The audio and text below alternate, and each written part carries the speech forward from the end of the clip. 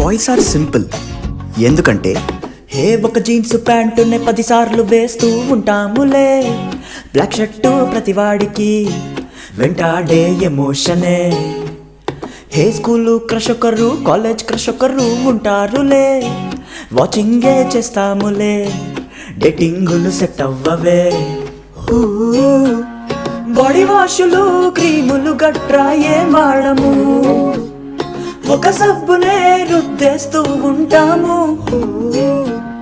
క్లాసులతో మది చాలా week relation.